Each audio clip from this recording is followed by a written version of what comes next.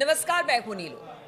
तो इसराइल के तेल अवीव में जिस तरह से बम धमाके हुए उसे लेकर बहुत सारी बातें सामने आ रही, खास तौर पर सोशल मीडिया में दो तरह की थ्योरी सामने आ रही है। अब इस थ्योरी के पीछे किस तरह की सच्चाई है, बातचीत करने के लिए मयंक मेरे साथ जुड़ गए हैं।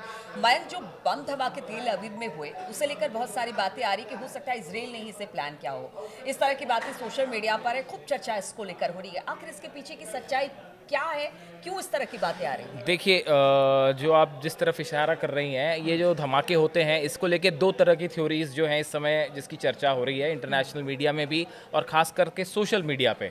उसमें जो पहली थ्योरी है ये बड़ी हैरान करने वाली है। कुछ लोगों का ऐसा कहना है कि भाई ये जो धमाके हुए, ये धमाके मोसाद के द्वारा ही अपने शहर तेल अवीव में करवाए गए। इसराइल की सरकार ने खुद ये धमाके करवा दिए, ऐसा क्यों? ऐसे कुछ लोगों के आरोप हैं। जिसकी वजह ये है कि देखिए जैसे ये धमाके हुए उसके फ़ौरन बाद जो है ये बात निकल के सामने आ गई कि भाई ऐसा कहा जाने लगा इसराइल की तरफ से कि वेस्ट बैंक के कुछ फ़िलिस्तीनी संगठन हैं, अल कासिम ब्रिगेड का उसमें नाम आया सामने कि भाई ये फ़िलिस्तीनी जो संगठन है वेस्ट बैंक के, इन्होंने ये हमले को अंजाम दिया है और इनकी प्लानिंग ये थी कि शुक्रवार को धमाके हों, लेकिन टाइमर गलत था, इस वजह से ये गुरुवार को हो गए।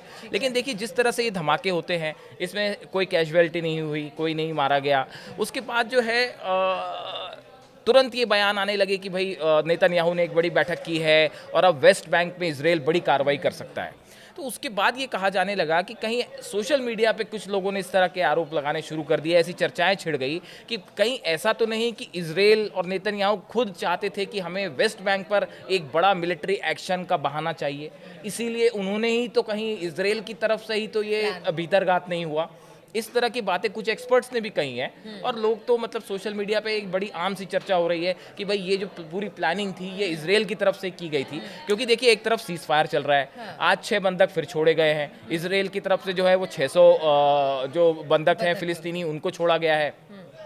तो इन हालात में अच्छा, कोई कैजुअलिटी नहीं, कैजुअलिटी भी लोगों ने नहीं, कहा अब कि देखिए 3-3 4-4 हाँ, बसों इन हालात में हाँ। इस सीज फायर के बीच में एकदम से ये धमाके होना और उसके बाद तुरंत देखिए अल कासिम ब्रिगेड की तरफ से बयान आया कि भाई ये जो है ये शहीदों का एक प्रकार से बदला है, लेकिन उन्होंने कहीं क्लेम नहीं किया कि भाई हमने ये धमाके करवाए।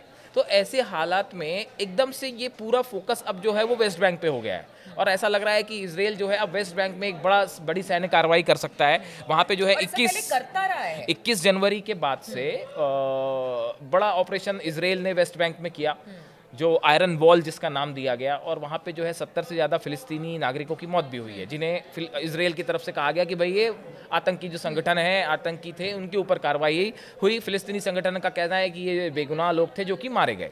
दोनों के अपने अपने दावे हैं। तो इस बीच में देखिए अब ये एक भूमिका फिर से तैयार हो गई है जिसमें वेस्ट बैंक में एक बड़ा हमला करने का एक कारण नेतन्याहू को और इसराइल को मिल गया है। इसी वजह से ये इस तरह की बातें हो रही है कि कहीं ऐसा तो नहीं कि इसराइल खुद चाहता था, नेतन्याहू खुद चाहते थे कि हमें हमले का एक कारण चाहिए, एक ऑपरेशन का कारण चाहिए और ये धमाके करवा दिए गए। तो ये एक भीतरघात टाइप वाली बात सामने आ रही है। दूसरी जो थ्योरी कह रही है कि अगर मान लेते हैं कि भाई ये हमले वाकई किसी फिलिस्तीनी संगठन के द्वारा, अल कासिम ब्रिगेड या ऐसे किसी फिलिस्तीनी संगठन ने वेस्ट बैंक से ये हमले करवाए, तो आप देखिए कि वहाँ पे आयरन वॉल के नाम से इतना बड़ा ऑपरेशन छेड़ रखा है इसराइल ने।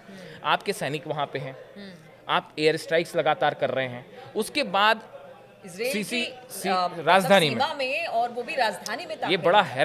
हैरान करने वाली बात है कि सीसीटीवी में भी एक संदिग्ध का फुटेज सामने आया है। देखिए ये जो बम थे इनमें 5-5 किलो एक्सप्लोजिव था, 5 बम थे।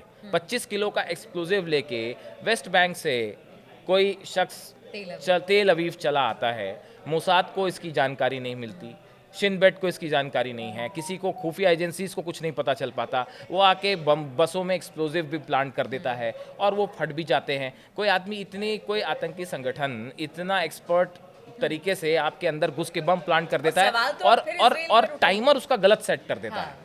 ये भी बड़ी हैरान करने अजीबोगरीब बात है ये कि कोई कि इतनी सफाई के साथ वेस्ट बैंक से एक फिलिस्तीनी संगठन, आतंकी संगठन जो है वो सब कुछ प्लान कर देता है। कहने को तो ये भी चर्चाएं छिड़ गई हैं कि भाई ईरान ने जो है वो मदद की है।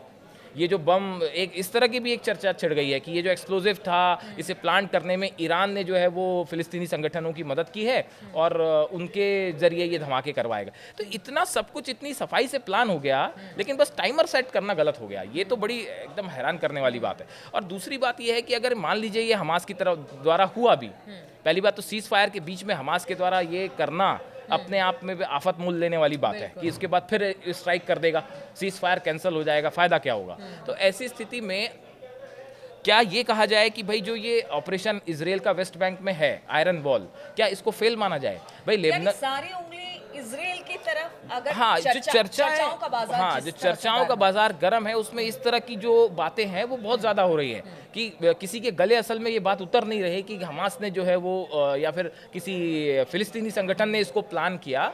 ये बहुत सारा एक बड़ा वर्ग ऐसा है जिसको ये बात डाइजेस्ट नहीं हो रही। सच्चाई क्या है, हकीकत क्या है, ये कोई नहीं जानता फिलहाल, अलग अलग दावे हैं, लेकिन जो चर्चाएं हैं हम उसकी बात कर रहे हैं। अब देखिए, लेबनान में ग्राउंड ऑपरेशन करता है इजराइल, लेकिन वहाँ पे आप जो एक बफर जोन बनाना चाहते थे वो नहीं बन पाया, आपको अपनी सेना वापस बुलानी पड़ी। हमास के साथ जो है वो आप इन्वॉल्व रहे इतने समय तक, हमास खत्म नहीं हो पाया, आज आखिर आप नुकसान उनको इजराइल का, हमास का, दोनों का हुआ और फिर आप युद्ध निगोशिएट में करना रहा। पड़ा आपको। अब वैसे ही देखिए वेस्ट बैंक में आप कह रहे हैं कि इतना बड़ा ऑपरेशन आपने 21 जनवरी से छेड़ रखा है, इतने सारी आपने एयर स्ट्राइक करी, उसके बाद भी आप कह रहे हैं कि तुल्कारेम और जेनिन के जो शरणार्थी कैंप है वहाँ पे आतंकी हैं, तो फिर आप ये कहना चाह रहे हैं कि वेस्ट बैंक में भी जो है वो आप सफल नहीं हो पाए। तो अगर इस लिहाज से देखें तो नेतन्याहू के ऊपर भी बड़ा दबाव है कि भाई आप जो है, आपके अंदर आने के बाद पिछली बार जो 7 अक्टूबर को हमला हुआ था वो तो बड़ा फेलियर था ही, आर्मी चीफ को अंततः जो है वो रिजाइन करना पड़ा उसकी जिम्मेदारी लेते हुए।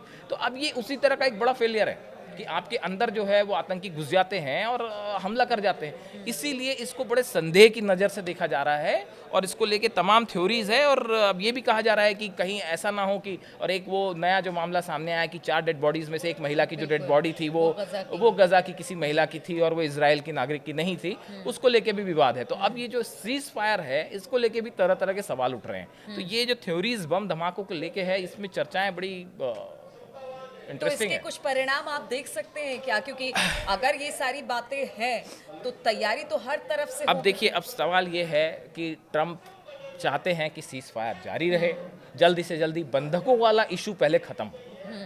तो और इसलिए अरब देशों हाँ, में भी देखिए ये है अरब कि- देश भी जो हैं, अरब देश भी आप चाहे सऊदी अरब की बात करें, मिस्र की बात करें, कतर की बात करें, यूएई की बात करें, जॉर्डन की बात करें, आप देखें कि थोड़े पिछले कुछ समय में ये सब के सब मुस्लिम इस्लामिक देश जो हैं ये इजराइल के खिलाफ एकजुट होते दिखाई दिए। जो भले अमेरिका के कैंप में भी रहे हों, वो भी, उनको भी ये बात समझ नहीं आई कि फिलिस्तीनियों को गजा से हटा दिया जाए। ये वो बात है जो किसी इस्लामिक देश को भी हजम नहीं हो रही। तो इसलिए जो है आप देखिए इजराइल के खिलाफ एक इस्लामिक देशों का एक जो है एक संगठन बनता भी दिखाई दे रहा है। तो ये पूरा स्थिति जो है एक बड़ी दिलचस्प मोड़ पर खड़ी है, जो आगे कुछ दिनों में तय होगा कि इसका क्या होगा। बिल्कुल। तो इजराइल में जो धमाके हुए उसके पीछे किसी तरह की साजिश थी या क्या वजह थी? चर्चाओं का बाजार बहुत ज्यादा गर्म है। हालांकि चाहे अरब देश हो, अमेरिका हो या खुद इजराइल या हमास हो, हर किसी की नज़र इस पर है। अब देखना होगा कि आगे इसे लेकर क्या अपडेट सामने आता है। हम भी इस पर लगातार नजर बनाए हुए हैं। आप हमारे साथ बने रहें।